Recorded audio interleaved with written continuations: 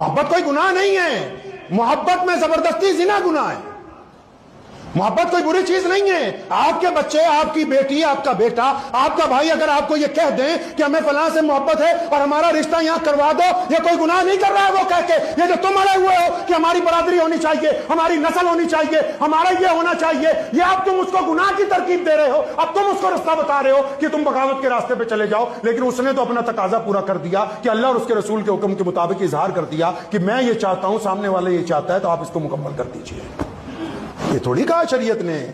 अल्लाह ने रिश्ता कर दिया हजरत अली रज़ियल्लाहु तआला अन्हु का सैयदना फातिमा ज़हरा से।